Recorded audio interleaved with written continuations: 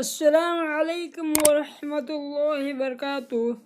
آپ سبھی ساتھیوں کا خوش آمدید کرتا ہوں اپنے پسندیدہ یوٹیوب چینل سرتاج اکیڈمی میں۔ ساتھیوں، آج کی اس نشست میں ہم ڈسکشن کرنے والے ہیں بہار بورڈ کلاس 12 چیپٹر نمبر 1، جن کا نام ہے فرحت اللہ بیگ کی خاکہ ڈاکٹر نذیر احمد کی کہانی، کچھ میری کچھ ان کی زبانی۔ آئیے آج کی کلاس کو آغاز کرتے ہیں۔ آئیے دیکھتے ہیں۔ سب سے پہلے ہم یہ دیکھ لیتے ہیں کہ خاکہ نگاری کسے کہتے ہیں، خاکہ کسے کہتے ہیں۔ آئیے دیکھتے ہیں۔ کسی شخصیت کی تحریر، تصویر کشی ہی خاکہ نگاری ہے۔ دوسرے لفظوں میں کہیں تو خاکہ کے لغوی معنی، خاکہ کا لغت کا معنی، خاکہ کے ڈکشنری کے معنی کسی چیز کا نقشہ یا ڈھانچہ تیار کرنا۔ اصطلاح میں خاکہ سے مراد کسی بھی شخص کی زندگی کو لفظوں میں بیان کرنا ہے کہ اس کی تصویر سامنے آ جائے۔ اس میں شخص کے ظاہر کے ساتھ باطن کی بھی باتیں تحریر کی جاتی ہے تاکہ اس کی جیتی جاگتی تصویر قارئین کے سامنے آ جائے۔ ہم نے سمجھا کہ خاکہ کسے کہتے ہیں۔ آئیے آگے دیکھتے ہیں۔ تصویر سنجیدہ، متعین اور ظریفانہ ہر رنگ کی ہو سکتے ہیں۔ اس کی وجہ سے خاکوں کی نئی نئی قسمیں بنتی ہیں۔ خاکہ کئی طرح کے ہو سکتے ہیں۔ سنجیدہ، متعین اور ظریفانہ طرح کے خاکہ ہو سکتے ہیں۔ آئیے اب کلاس کو آگے دیکھتے ہیں۔ ادب کی تاریخ پر غور کریں تو محسوس ہوگا ناول، افسانے اور تذکرے، داستانوں کے ساتھ ساتھ مثنوی کے قالب میں بھی خاکوں کا بہترین اجزاء موجود رہے ہیں۔ کردار نگاری کے مرحلے میں اکثر و بیشتر کردار خاکہ پیش کرنے کا رواج رہا ہے۔ ہم نے یہ بھی جانا کہ ناول، افسانے، تذکرے اور داستانوں میں اور مثنویوں میں بھی خاکوں کا بہترین اجزاء موجود رہے ہیں۔ آئیے اب آگے دیکھتے ہیں۔ خاکہ نگاری کا کمال یہ ہے کہ ان تمام اصناف کے دائرہ کار سمجھتے ہوئے اپنے خاکے کی حد متعین کرے، یعنی ناول، افسانہ دائرہ کار سمجھتے ہوئے اپنے خاکہ کی سیما متعین کرے، اپنے خاکہ کی حد متعین کرے۔ بہترین خاکہ نگار وہی ہوگا جس میں سانح، آنکھوں دیکھے واقعات، شخصیت کے دلچسپ پہلو، صاحب خاکہ کی اصل و قدر و قیمت کا تعین ہو۔ یعنی بہترین خاکہ نگار وہی ہے جس نے آنکھوں سے دیکھی واقعات، شخصیت، جس انسان کی خاکہ لکھی جا رہی ہے ان کے زندگی کے بہترین پہلوؤں پر خاکہ لکھی جائے، وہی بہترین خاکہ نگار ہوگا۔ یہ اب آگے چلتے ہیں۔ اگر خاکہ نگار ان تمام حصوں میں توازن قائم نہیں کر پاتا ہے، اگر خاکہ نگار ان تمام حصوں میں بیلنس نہیں بنا پاتا ہے تو اس کی کامیابی پر سوالیہ نشان لگ جائے گا۔ مرزا فرحت اللہ بیگ نے اپنے استاد ڈپٹی نذیر احمد کا خاکہ ڈاکٹر نذیر احمد کی کہانی، کچھ میری کچھ ان کی زبانی کے عنوان کے نام سے لکھا۔ اسے خاکہ نگاری کی تاریخ پر شاہکار تصور کیا جاتا ہے۔ سب سے پہلے اردو میں خاکہ لکھنے کی رواج مرزا فرحت اللہ بیگ نے لکھی، جو اپنے استاد ڈپٹی نذیر احمد کی کہانی، کچھ میری کچھ ان کی زبانی، یہ خاکہ اپنے استاد ڈاکٹر نذیر احمد کے اوپر لکھی تھی۔ آئیے اب آگے چلتے ہیں۔ اب دیکھتے ہیں مرزا فرحت اللہ بیگ کے حالات زندگی آئیے دیکھتے ہیں۔ نام مرزا فرحت اللہ بیگ۔ مرزا فرحت اللہ بیگ کے والد کے نام حشمت اللہ بیگ، یعنی مرزا فرحت اللہ بیگ کے باپ کے نام حشمت اللہ بیگ تھا۔ مرزا فرحت اللہ بیگ کے والدہ کے نام یعنی ماں کا نام مشرف جہاں بیگم تھے۔ مرزا فرحت اللہ بیگ کے دادا کا نام مرزا عبداللہ بیگ تھا۔ آئیے اب مرزا فرحت اللہ بیگ کی پیدائش کو دیکھ لیتے ہیں کہ ان کی پیدائش کب ہوئی اور کہاں۔ ستمبر 1883 میں، لیکن خود ان کے بیان کے مطابق اگست 1885 میں ہوئی، یعنی مرزا فرحت اللہ بیگ کی پیدائش 1883 میں ہوا، لیکن انہوں نے خود بیان دیا کہ میری پیدائش اگست 1885 میں ہوئی۔ آئیے اب جانتے ہیں مرزا فرحت اللہ بیگ کی انتقال کب ہوئی۔ مرزا فرحت اللہ بیگ کی انتقال 27 اپریل سن 1947 کو ہوا۔ مرزا فرحت اللہ بیگ 27 اپریل 1947 کو اس دنیا فانی سے کوچ کر گئے، اس دنیا فانی سے الوداع کہا گئے۔ آئیے اب آگے چلتے ہیں۔ مرزا فرحت اللہ بیگ کی پہلی شادی کو دیکھ لیتے ہیں۔ مرزا فرحت اللہ بیگ کی پہلی شادی اگست 1938 میں ان کے چچا ساجد بیگ کی لڑکی نسیمہ سلطانہ سے ہوئی، یعنی ان کی پہلی شادی ان کی چچیری بہن نسیمہ سلطانہ سے ہوئی۔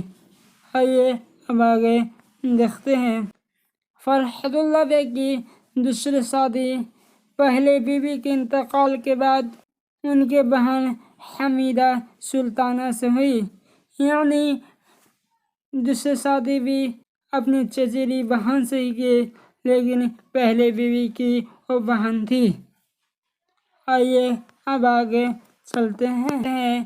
مرزا فرحت اللہ بیگ کی تعلیمی زندگی۔ حضرت نظام الدین اولیاء کے درگاہ کی مسجد میں ایک بزرگ سید ولی اللہ رہتے تھے، انہوں نے ان کی بسم اللہ کرائی، یعنی مرزا فرحت اللہ بیگ کے بسم اللہ کرانے والا حضرت نظام الدین اولیاء کے درگاہ کی مسجد میں ایک بزرگ رہتے تھے جن کا نام وہ سید ولی اللہ تھا، انہوں نے ہی مرزا فرحت اللہ بیگ کی بسم اللہ کرائی تھی۔ آئیے اب آگے دیکھتے ہیں۔ مرزا فرحت اللہ بیگ نے مولوی قمر الدین سے قرآن مجید پڑھا، قرآن مجید سیکھا۔ ہند ہائی اسکول کشمیری دروازہ دہلی سے انٹرنس کے امتحان پاس کیا۔ 1901 میں ہندو کالج سے داخلہ لیا اور یہاں سے 1903 میں انٹرمیڈیٹ کی سند حاصل کی، یعنی مرزا فرحت اللہ بیگ انٹر کے ایگزام کے لیے گورنمنٹ ہائی اسکول کشمیری دروازہ میں انٹرنس کا ایگزام دیا تھا، جو پاس کر گئے اور 1901 میں انہیں انٹر میں ایڈمیشن داخلہ ہندو کالج میں ہو گیا۔ آئیے اب آگے دیکھتے ہیں۔ سینٹ اسٹیفنز کالج سے بی اے کیا۔ Mirza Farhat Ullah Baig B A Saint Stephen's College سے ایم اے میں داخلہ لیا، لیکن معاشی حالات کمزور ہونے کے سبب تعلیم مکمل نہیں کر سکے۔ فرحت اللہ بیگ نے سینٹ اسٹیفنز کالج میں داخلہ لیا ایم اے کے لیے، لیکن معاشی حالات نہیں ہونے کی وجہ سے چھوڑ دیا۔ آئیے اب آگے آئیے ان کے کھیل کو دیکھتے ہیں کہ انہیں کون سے کھیل میں دلچسپی تھی۔ اپنی تعلیمی زندگی کے دوران انہیں کھیلوں سے بہت دلچسپی رہی۔ ٹینس، بیلڈ، چوسر اور شطرنج وغیرہ سبھی کھیلتے تھے۔ مرزا فخر اللہ بیگ کے جد امجد یعنی ان کے خاندان والے مرزا افضل بیگ بدخشان ہجرت کر کے شاہ عالم ثانی یعنی مغل بادشاہ شاہ عالم ثانی کے زمانے میں ہندوستان آئے اور فوج میں ملازمت اختیار کی۔ مرزا فخر اللہ بیگ کے دادا مرزا عبداللہ بیگ کے مالی حالات اچھی نہیں تھی۔ 1857 کے انقلاب سے یہ خاندان بھی متاثر ہوئی اور دہلی سے ہجرت کر کے حیدرآباد چلے گئے۔ یعنی مرزا فخر اللہ بیگ کے جد امجد افضل بیگ بدخشان یعنی ایران سے ہجرت کر کے شاہ عالم ثانی مغل بادشاہ شاہ عالم ثانی کے زمانے میں ہندوستان آئے اور ہندوستان میں فوج کی ملازمت اختیار کی۔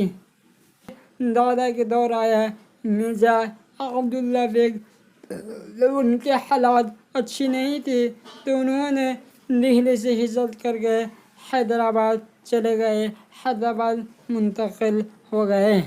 آئیے اب آگے چلتے ہیں، ہم دیکھتے ہیں مرزا فخر اللہ بیگ کی ملازمت۔ حیدرآباد کے ایک اسکول میں انگریزی معلم بنائے گئے۔ یعنی مرزا فخر اللہ بیگ حیدرآباد کے ایک اسکول میں انگریزی کے ایک ٹیچر بنے۔ 1908 میں ہائی کورٹ کے مترجم مقرر ہوئے۔ یعنی 1908 میں کورٹ کے ٹرانسلیٹر مقرر ہوئے، ٹرانسلیٹر بنائے گئے۔ 1939 میں ہائی کورٹ کے انسپیکٹنگ افسر بنے۔ 1942 میں اسی عہدے سے سبکدوش ہوئے۔ یعنی 1939 میں مرزا فخر اللہ بیگ ہائی کورٹ کے انسپیکٹنگ افسر بنے، اسی عہدے سے ریٹائرمنٹ ہوئے، سبکدوش ہوئے۔ آئیے اب آگے دیکھتے ہیں، ان کی تصانیف کے اوپر دیکھتے ہیں انہوں نے کیا کیا تصنیفیں لکھی ہیں، کیا کیا لکھے ہیں۔ ان کی شہرت کا اثر دار و مدار ان کے بے مثال خاکہ ڈاکٹر نذیر احمد کی کہانی کچھ میری کچھ ان کی زبانی پر منحصر ہے۔ یہ خاکہ پہلی مرتبہ انجمن ترقی اردو ہند کے رسالہ اردو کا شمارہ جولائی 1927 میں طبع ہوا۔ یعنی مرزا فخر اللہ بیگ کی شہرت کا اثر دار و مدار جو مرزا فخر اللہ بیگ نے اپنی استاد ڈپٹی نذیر احمد کے اوپر جو خاکہ لکھی تھی، وہ یہ خاکہ اردو دنیا میں کافی مقبول و معروف ہوئے، جن کی وجہ سے آج فخر اللہ بیگ کے نام مشہور و معروف ہے۔ دہلی کے ایک یادگار مشاعرہ پھول والوں کا شہر بھی ان کی یادگار تحریر ہے۔ مرزا فخر اللہ بیگ نے مضامین فرحت کے نام سے بھی 7 جلد میں شائع کیا۔ فخر اللہ بیگ کی دیگر کتابوں میں انشا، دیوان یقین، دیوان نظیر، میری داستان، میری شاعری اہم ہے۔ اردو میں خاکہ نگاری کا آغاز مرزا فخر اللہ بیگ نے کی تھی۔ جو آپ کی کتاب میں معروض سوالات دی گئی ہے، جو آبجیکٹو سوالات دی گئی ہے، اس کو حل کرتے ہیں۔ اردو کا پہلا باضابطہ خاکہ کون سا ہے؟ آپشن اے نام دیوالی، آپشن 2 کندن، آپشن 3 شیش محل اور option D doctor Nazir Ahmad کی کہانی کچھ میری کچھ ان کی زبانی۔ صحیح جواب ہے آپشن 4 ڈاکٹر نذیر احمد کی کہانی کچھ میری کچھ ان کی زبانی۔ اردو کا پہلا خاکہ نگار کون ہے؟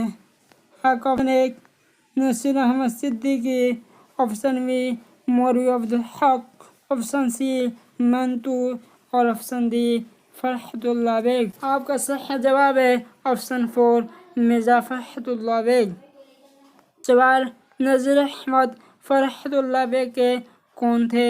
آپشن 1 شاگرد، آپشن بی والد، آپشن سی استاد، آپشن ڈی چچا۔ آپ کا صحیح جواب ہے آپشن اے شاگرد، یعنی نذیر احمد فرحت اللہ بیگ کے استاد تھے۔ سوال، فرحت اللہ بیگ کے ساتھ مدرسہ میں کون تھا؟ آپشن اے مسٹر رضا، آپشن بی میاں دانی، آپشن سی مبین، آپشن ڈی میاں ثانی۔ آپ کا صحیح جواب ہے آپشن بی میاں دانی۔ مدرسہ میں فرحت اللہ بیگ کے ساتھ میاں دانی پڑھتے تھے۔